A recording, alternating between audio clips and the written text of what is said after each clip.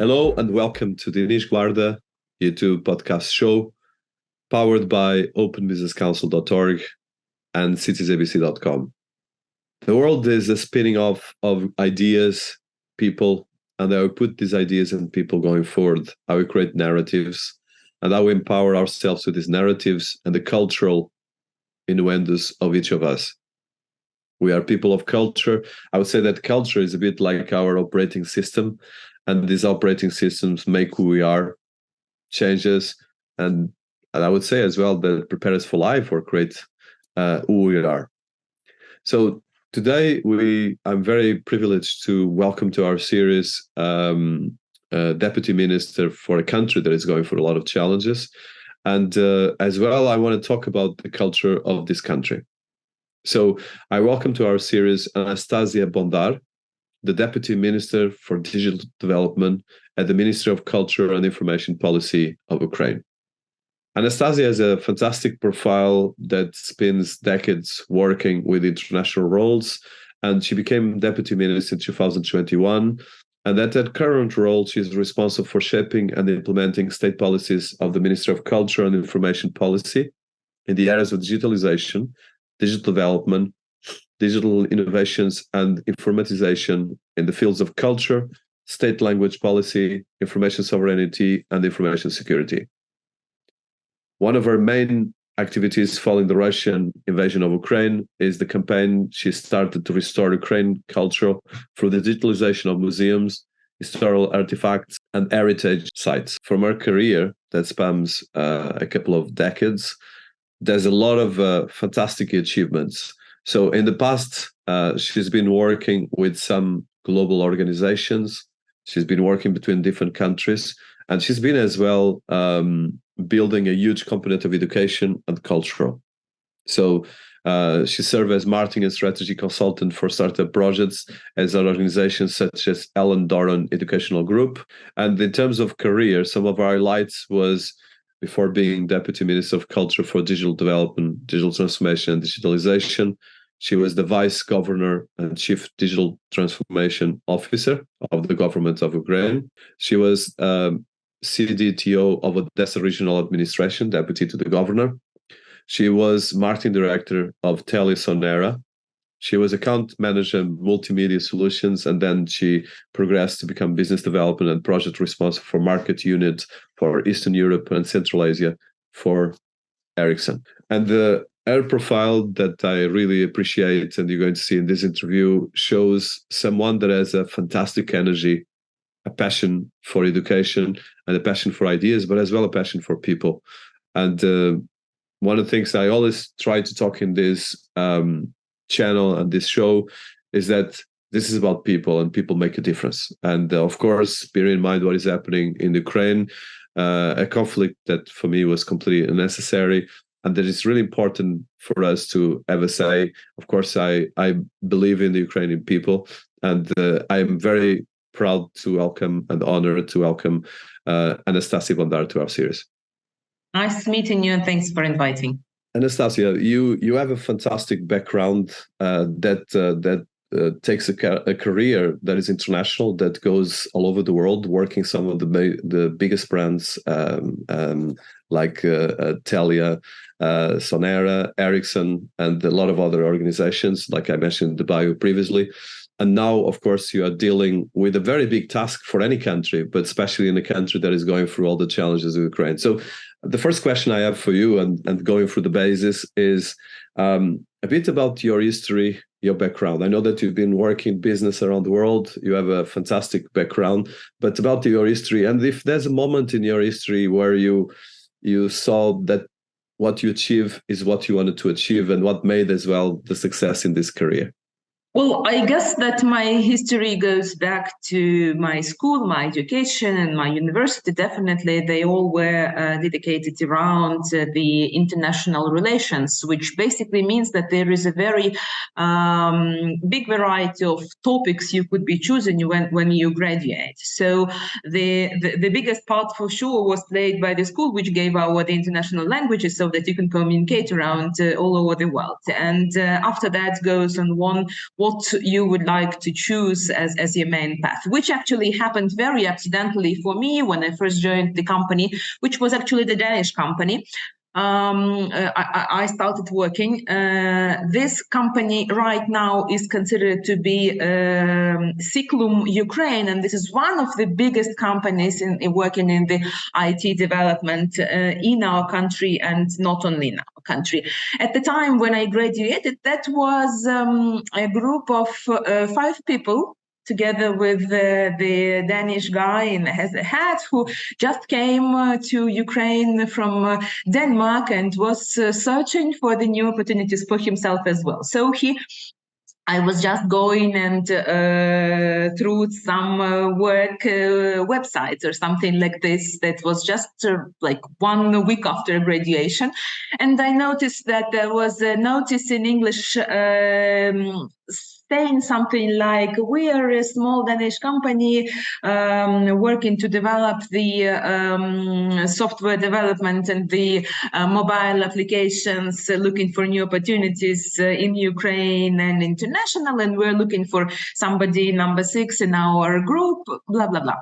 So I thought that I don't know what happened in that notice that I actually paid my attention to that, but I decided that I should reply to that. And I wrote the diplomatic note. So my reply was completely according to all the diplomatic rules. So I was talking to this Danish guy, like somebody from the royal family, welcoming him in Ukraine and saying big thanks for paying attention to our country and so on and so on. And I was also trying to get him acquainted with the local rules and traditions, and telling him that it's not very good to look for number 6, because, you know, number 6 in the team is considered to be somebody who would be doing something like bringing coffee and so on. So I advised him to skip number 6 and already tried to find somebody who would be called number 7 as the luckiest one who would bring success to his company. For sure, at once I got his reply, and for the next day we were having an interview, and basically for the next several years we worked together. And this is, and I'm really very, very proud that that guy became later on my good friend when I left, and the company is now a huge one, having thousands of people working, and the leader provider in the IT services in Ukraine. So this is basically how I happened to be in IT telecom start, having graduated the international relations and diplomatic faculty in the university. Oh, that's a beautiful experience. It shows as well the dynamics and as well the energy that you have, and as well that it was the kickstart of a fantastic career that brought you to Ericsson, where we had actually very big tasks worldwide, and as well, of course, in from Eastern Europe to Central Asia. You were as well in Nepal, and as well.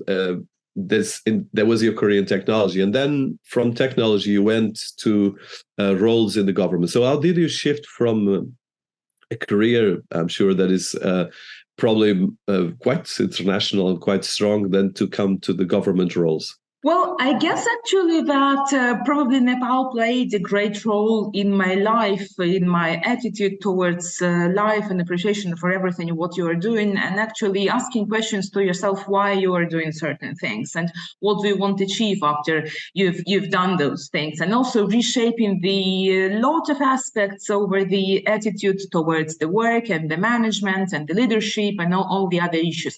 That was quite a challenging work, by the way, as we had to work in Nepal for the international telecom. Telecom is the Finland and Sweden company. So you might imagine what is the gap in between the cultural specifics of these 2 countries and basically the attitude towards work. While you have very, very clear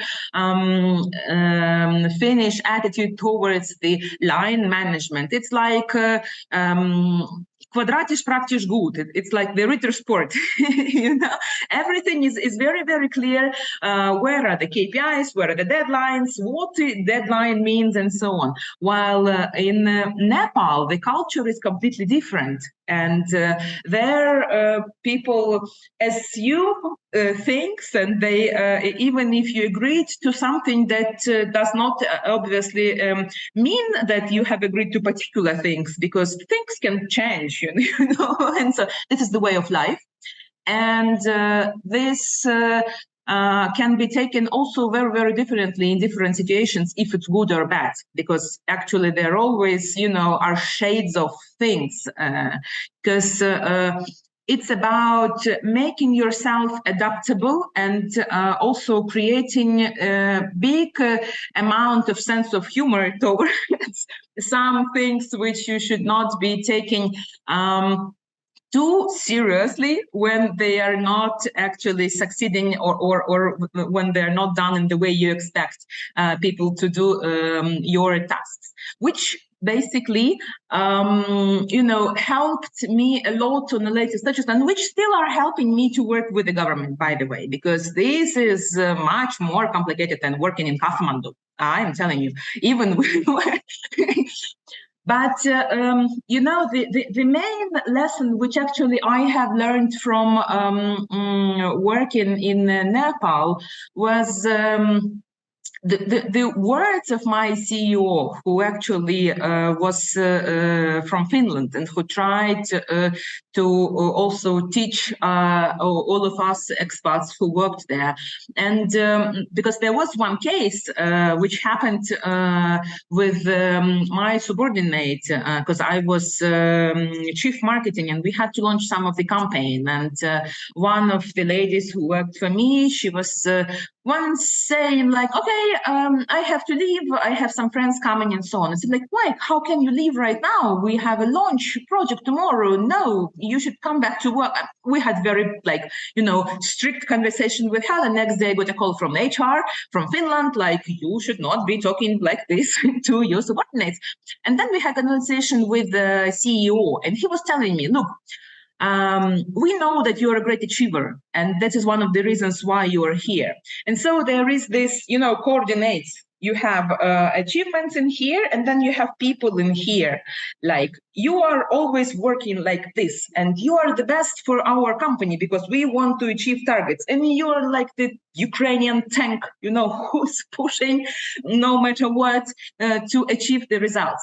But in our company, we also have people, and we work here in this country in order to make people learn how to work and how to continue working without us. So our task as managers, as experts here, to share our experience, but also to think about people on how we are approaching and talking to them inside the process of receiving our goals. So our idea is that we need to put our targets in the middle, in between attitude towards people and achieving targets. And we are okay to compromise on our targets, but to talk and to make people love what they're doing. And this was one of the things which I consider to be one of the key moments in general in management, in what I've learned and what I also started to do later on, and I'm still doing in the governmental sector. So at the moment when I already left Nepal, because then I had a period of maternity leave and reshaping my attitude towards what I should be doing. I've worked a lot of years actually in the educational field, as I had my private English teaching schools in Kiev, as that was something, you know, what I could combine with the maternity, with the early child development, and with me knowing and liking actually to educate others and to share my knowledge. So I've spent several years working with English educational things, which also, by the way, helps me right now greatly working with the governmental establishments, because sometimes using what I've learned in Nepal towards management, and using what I've learned in schools working with the small children, because we used to teach children from 1 year old. So that was a special methodology which should allow children to learn their second language as their mother tongue, so that they would hear the second language at once while they grow up. So basically, these were two things I really liked to combine, while I guess it was more around of 8 years, because I was doing simultaneously some of the marketing things, advising. I was also working for the FMCG in the parallel, because schools seem a little bit small for me. You know, I wanted to have bigger influence. Once you have launched the campaign for the whole country, and in Nepal, our telecenera color was purple. So when you look from the window and then you can see the whole country is purple, now you feel that you influence the whole country's, you know, some new things which appear there. And then you see the line out of people which is forming to your small shops. And this is the kind of, you know, feeling you cannot forget. So for later on, you always, it's like, you know, being wanting and wishing for this feeling to come back. And I guess this is actually where and how I managed to be in the governmental sector. So as I was actually addressed by one of the acquaintances.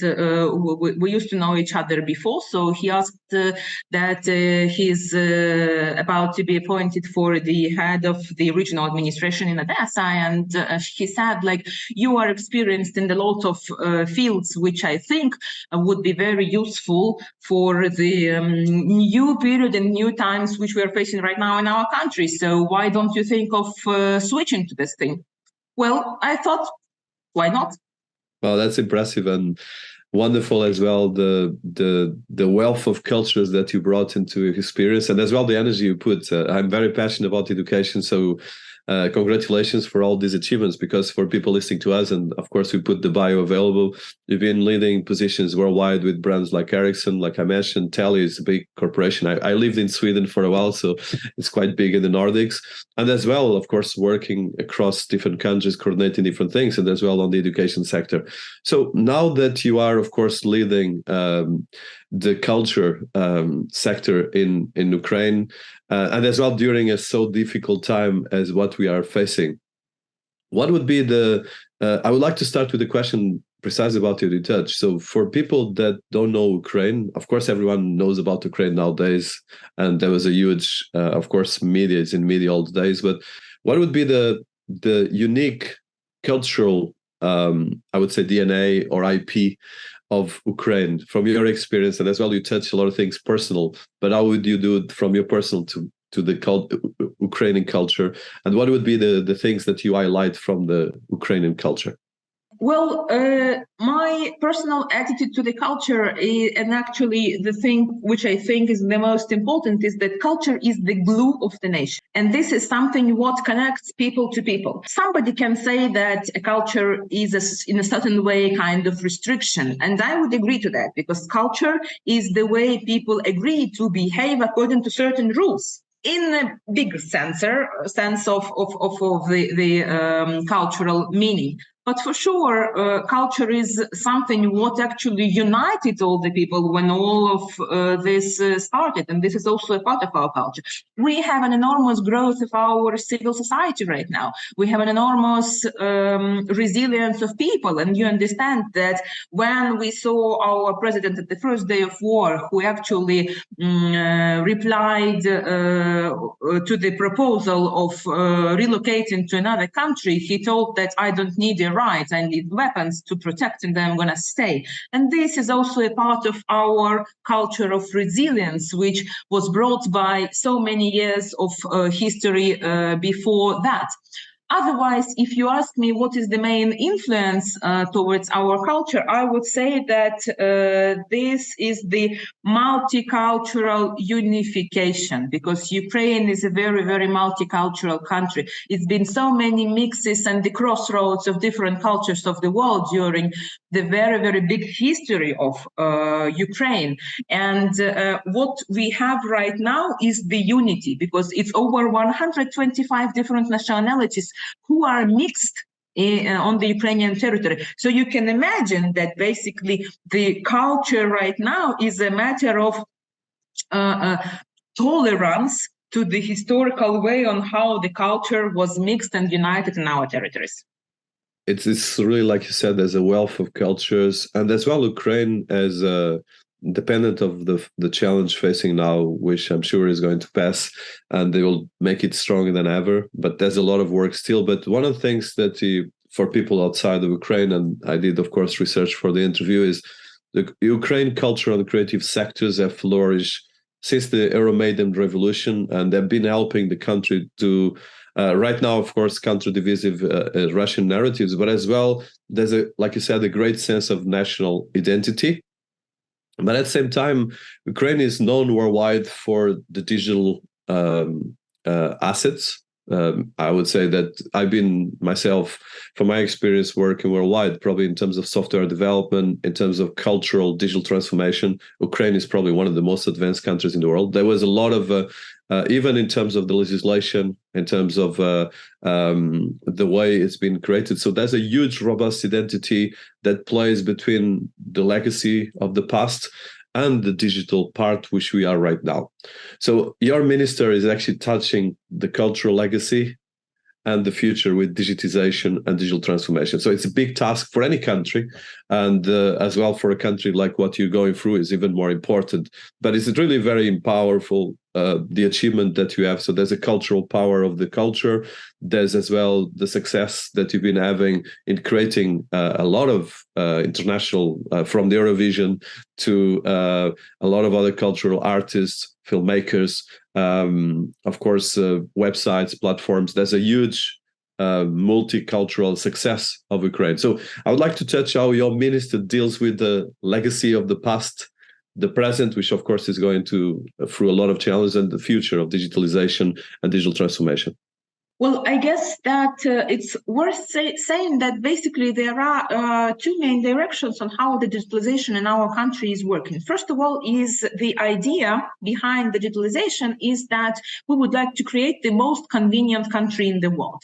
And this conveniency is based on the digitalization. So all the services, you know, the communication in between the person, the population and the citizen and the government should be as easy as it can be, and very, very fast and clear and transparent. And this is one of the biggest problems, not only for Ukraine, but for all countries of the world, because this is so much puzzled on what you should do, where you can find this information, where you should go, where you should take this paper and bring to another. So this is something what we are creating, and we would like to get rid of any kind of papers which actually exist and transfer them into the digital form, which we already have started doing. And we have a wonderful governmental application, which is called DIA. I'm sure that you have heard about that, where we already have the documents, the passport, the driver's license, even the birth certificate of my children, and all the other possible needed important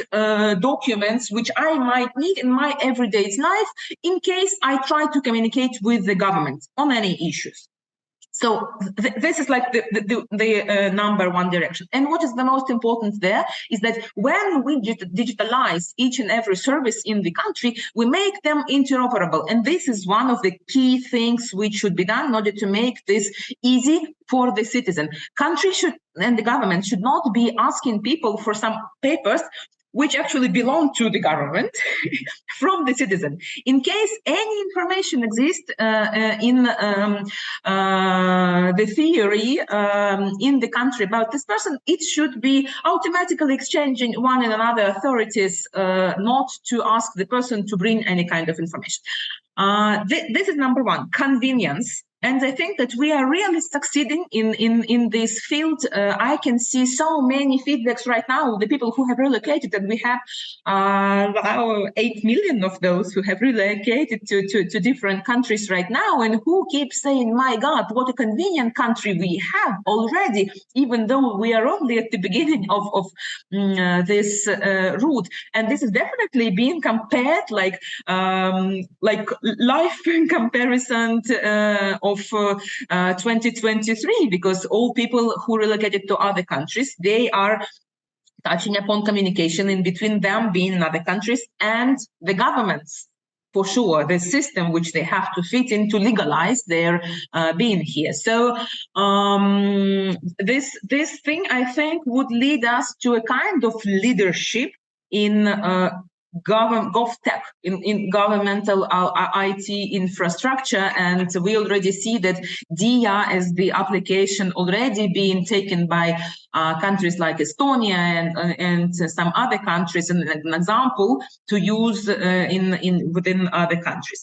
The next direction which you mentioned is the IT itself development, and I do believe that innovations, they are the drivers for the economy growth, and this is for us, this is the possibility to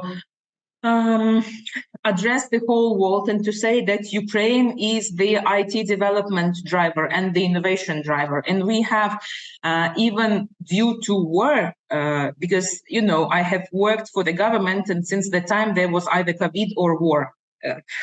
I mean, this is a quite complicated period I've chosen to do so. So there are always challenges, but I guess that all the previous 15 years of my work, I've been getting ready for this. Now I know why I had taken that route. So indeed, I try to look at the situation which we're surviving right now as the possibility for us. We have got credits, let's call it credits. We have got credits from all over the world.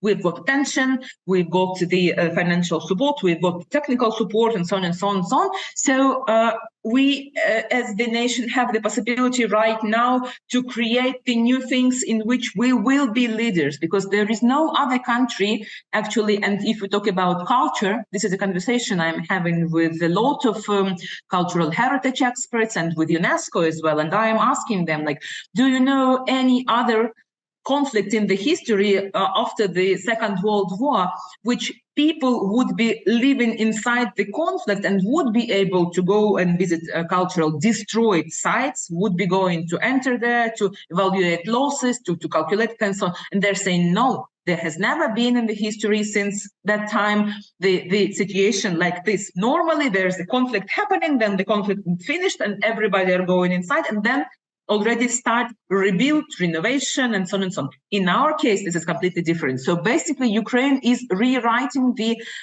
way certain things would be approached later on. And Ukraine is going to be the one who would be the leader in this process to show an example on what we did. This right now takes us, you know, this is not like the very easy and fast maybe way to go, because it's like we used to call it on-job training in the corporations, but this is on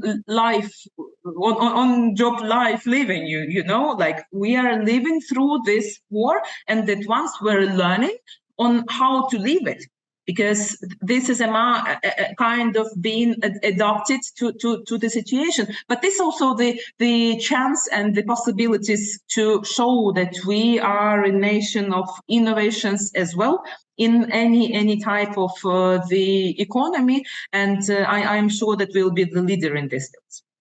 So that's very impressive, and definitely, like you said, even with all the challenges, Ukraine, of course, is famous worldwide for its technology capacities. But there's a huge task checking your minister targets for 2024. You have, as some of the targets, the transfer of 100% of all public service for citizens and business online, and provide 95% of transport infrastructure, settlements, and their social facilities with access to high-end internet. And as well to teach 6 million Ukrainians digital skills and increase the share of IT in the country's GDP to 10%. So can you tell us a bit about this vision and how you see this role playing in changing the economics of Ukraine, but as well the cultural sector, and how this can actually have a big impact, like you just said, but going forward and taking more the economy to a new level? So basically, those targets, they were put actually, I think, in 2019. That was before the war. And that was the 5-year period which we had to do. We did not have any COVID, did not have any war at the time when this was planned. And this is for sure dramatically affecting the results and the timing of the achievement. But nevertheless, most of those targets, they are on the way to provide the knowledge towards the possibility of people to use the computer science and so on. So many learning programs, including the governmental SD education, were created, and there are over 5 million already people who have passed through those learnings to increase the level of computer skills, which was one of the ideas. The broadband all over the country already was created in 2020. There was a huge program for the whole country on doing the broadband development in the areas where they did not yet reach the territories. So this already exists. For sure, we always will have some of the things which still have not been touched upon, but I think that this is, kind of percentage which always exists. So that's why I am more than sure that the targets which were put, they already can be considered as achieved. But they also should be changing with the war, and they have changed. And we understand that priorities for the war period, and especially if you talk about innovation, so now for sure the priorities is for the military tech, because this is something what all the companies which used to work in any other fields could, turn a little bit into different direction of their development and start working in this field. So yeah, I mean, I am more than sure that by the end of the 2024, those all will be green. Congratulations. And I know that is, I feel, of course, the challenge you are facing, and as well, I think most of the world is feeling that. So in a practical way, so as a strategical thinker and as well leader, because you've been leading big corporations, you, like you mentioned, there was always a perspective of looking at the cultural and finding ways to solve big problems. Of course, you have a big problem that is not something you can solve completely because it's much bigger, but from the area, so at the moment, on the top of the challenge we're facing, especially related with the conflict, there's as well a lot of challenge with this technology. How this technology can improve society and culture and education, which is one of your areas of expertise. So how do you see this process of digitalization preparing society to have a more integrated society, and as well to find a collaboration with a range of stakeholders, so from the business people to the cultural organizations to the artists to different parts, and especially bear in mind everything happening? How do you look at this from the tools of culture to digital transformation, and as well on the strategical level of the cultural experience and the technology side? First of all, we have to split the two main directions of the cultural digitalization. First thing is that in order to manage, we have to count. And this is one of the biggest problems, because in the cultural sphere, which is not actually very, very fast to really react and adopt itself to the some new scientific achievements, although the art always is in front. This is very, very interesting comparison to hear. But on the country level, the cultural sector did not have any kind of digital inventories which we could count or we could open and see the machine reading data. And this is one of the problems, and we're working right now to address it and creating the inventories. The main inventories which we are working at right now, those are the immovable heritage, and these are about the architectural and archaeological sites in our country, which we have by now around 140,000, and this is not counting the Crimea and the temporary occupied territories for at least even the beginning of the 24th. Why do we need that?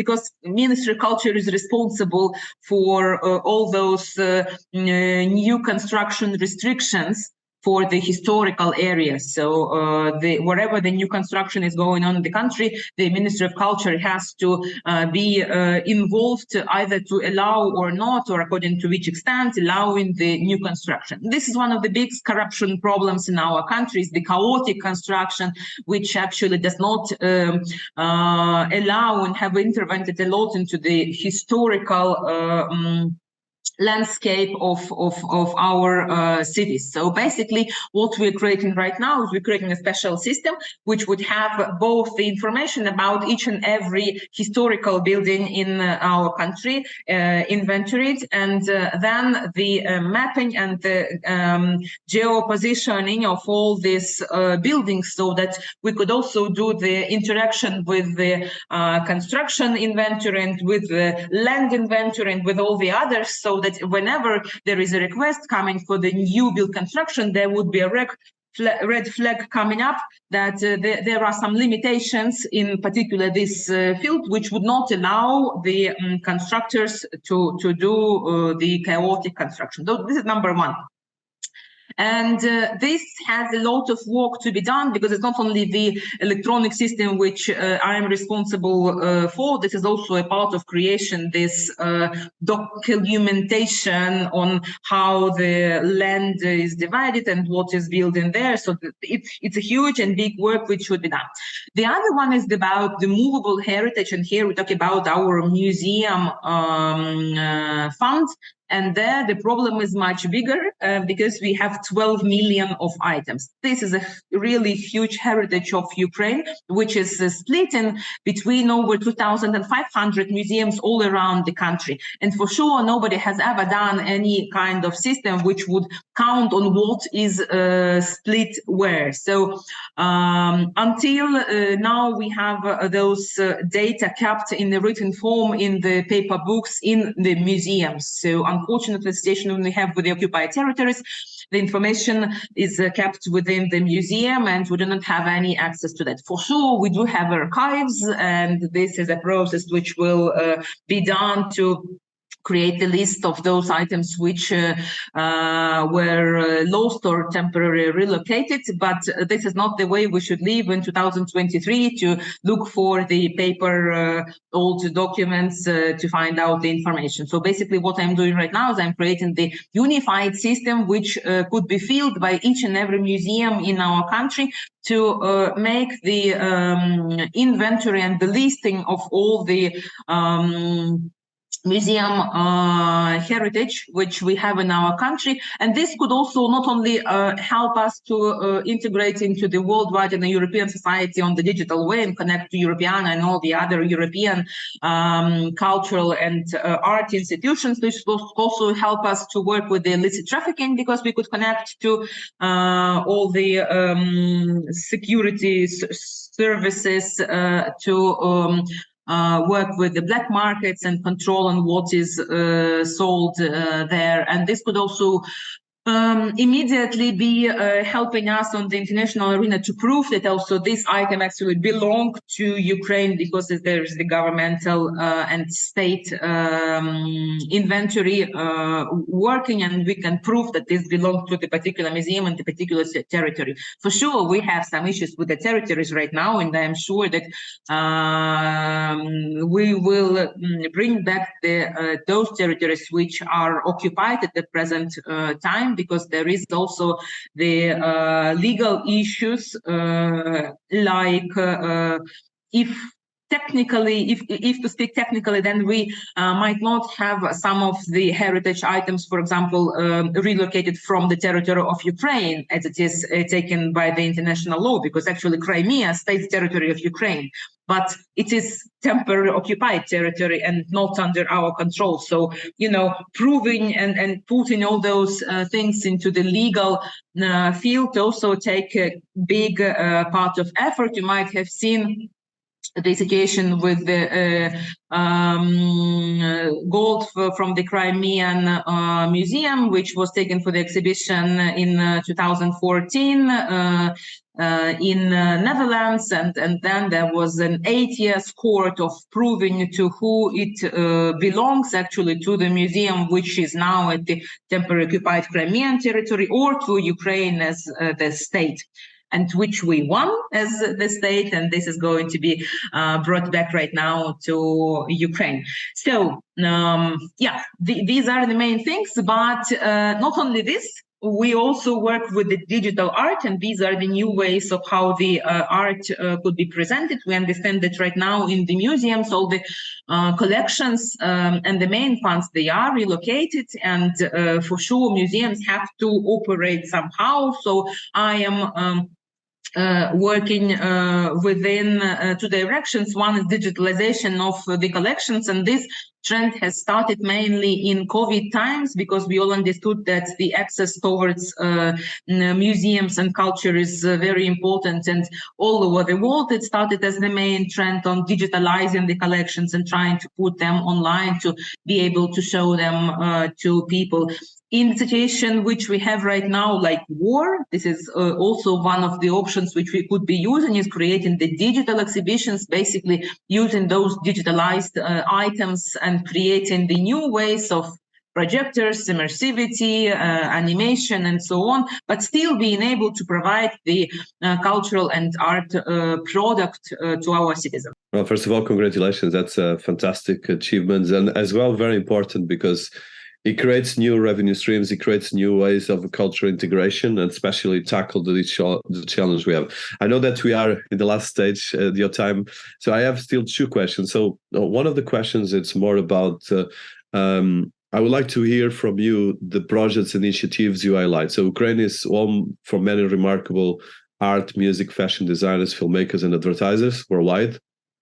And as a result of that, of course, there's been a lot of things that have international showcases. But I would like to hear from you. So what initiatives for people listening to us would you highlight, from artists, personalities, organizations, initiatives that people can engage and as well know more what is happening, even with all the challenges that we only hear about the negative things happening, but there's a lot of things we can engage and support as well? First of all, I would like to everyone to be engaged into reading the history. And this is very important in the way of how you put your understanding and attitude towards Ukraine, Ukrainian history, relations with Russia, the reasons of the Russian aggression unprovoked. And for those who are interested in the politics and who would be interested in understanding the reasons of what's going on, and it's very important for us to put the wordings in the correct way. So it's not the something in between two neighboring countries. It's not in between the internal conflict. This is the war, and this is the unprovoked Russian aggression over Ukraine. And this is very, very important message which we're standing on, and we're trying to put this everywhere where it's possible. I've been a part of UNESCO Heritage Committee not so long ago, and we were putting several UNESCO heritage sites in the list under danger. And this is very interesting, specific thing. We were trying to put the correct wording, because according to the international conventions, including the Hague Convention, which UNESCO is being used towards the cultural heritage, it says that whenever you put the sites in the list under danger, that means that the country where the site is situated is itself responsible that these sites start not being well carried off, and so on and so on. So, you know, this is what we actually started with you with. It's about Ukraine being the driver of the changes in the world. And this is what I've been talking, guys. We should be very, very clear in understanding that the old wordings which were created during the 20th century, they are not working anymore, that we have the new conditions of the world, and Ukraine is showing examples clearly on where the particular changes should be done. So first of all, yeah, my recommendation is to read the history, and since my Ministry of Culture and Information Policy, so to fight against the disinformation and to develop the critical thinking, because this is something, the disinformation right now is the part of this war. And we understand that right now there are so many different ways to put this disinformation, to develop it and to spread, and also through the culture. Culture is called the soft power, but it's clear, and the decrees which were adopted in the Russian Federation, they clearly show that the cultural segment is actually used to influence and to spread the Russian propaganda. So I really would like to attract everybody's attention towards these main things of the knowledge and the education and critical thinking about the events which we are surviving right now. Yeah, that's a key element, history, and the way we write history. I think it's key. So last question, and is open a bit. So Ukraine has been leading with the initiatives in around emerging and cutting edge technologies such as AI, metaverse, with a lot of things from AR, VR, and them are coming from Ukraine. And there's a lot of creators, a lot of things. So in this time, of course, people around the world can engage with Ukraine, can support in more creative ways that actually can, like you said, foster the understanding of the disinformation that exists, but as well support the people, because in the end, the people are not responsible for this. Like you said, this was a very sensitive way of was done, and it's been still going. So from your experience and giving your extensive experience in terms of management and international organization, cultural backgrounds, can you highlight some initiatives, for instance, blockchain? I remember that I went to Ukraine first to a big event in cybersecurity and blockchain, which was one of the biggest in the world at the time. And there's a lot of initiatives in metaverse, immersive experiences that actually can create virtual tours, different things around Ukraine, and as well initiatives where artists can actually create new narratives that actually, like you said, can foster a more truth and actually trustful relationship with history, and as well support people. Is there any things you want to highlight on that your ministry is working, or initiatives that you can look online, find interactions, because that's the best way probably you can help and engage with the people of Ukraine? Well, I guess that for today we are in the stage of creating some new initiatives, trying and to make their testing on the Ukrainian in order to then spread all around the world. And those initiatives, they are through all the sectors. Either it's the civil society initiative on how to evacuate and relocate, for example, cultural goods, and I could be actually providing you the list so we can share with all who are watching us and visit later on all the initiatives. But they are either on the saving and protection of the cultural heritage in one thing. The other thing is the developing and getting people more involved into what historical cultural roots the Ukrainian people have. The other one are the new development of the technologies, and they all are in all the fields of economics, in agriculture, in energy, in military, in education as well. And for sure, for me particularly, AR and VR are one of the greatest opportunities to make the education much deeper and better, and and get the engagement and involvement of children deeper into the topic. As it's not, if we compare like Gone with the Wind with the Marvel Studios right now. So this is the approximate example of how the books according to which we used to learn and to study at school are right now taken by children who actually already were born with the iPhone, iPad, meaning the technologies around. And one of the things how we can attract and keep their attention is to integrate the new technologies into the education, because I think that education is the key for development any field of the economy. Completely, and that is probably actually one of my passions as well. So I will list these initiatives. I know that we finalized the time. I fantastic. There's a lot of wealth of knowledge about Ukraine, about what you're doing. I want to first of all personally wish all the best for you personally and for the country and for your people. Of course, I've been seeing this and feeling as well the pain that you've been going through, but in the end of the day, I love the resilience and that part, and I think it's what I want to highlight in this interview, which you did fantastically. So I don't know if there's any last words you want just to highlight some initiatives of your ministry, at least one or two that you want besides what you said, but you'll put all of this, and I want to thank you for being here. That's I'm very grateful. Well, I'm very grateful that we have the discussion. I would be very glad to have another one, because there are so many issues we could continue discussion. It's very important that such discussions happen on each and every level, because this is also the information spread about the situation in our country, and people who are right now in the government also trying to make a change. So I would like to all people probably who would be watching to have the final message from me is that we are not victims in this situation. We are fighters, and no matter what challenges we are facing, we're going to stay strong, continue living and develop, trying to be one of the most convenient and the best countries in the world. Wonderful, and I love that resilience and that passion, and it's as well you are. So very honored to have you here. Thank you so much for your time, and definitely let's do a second one to highlight some of these initiatives and even bring international people to engage as well and promote. Thank you so much.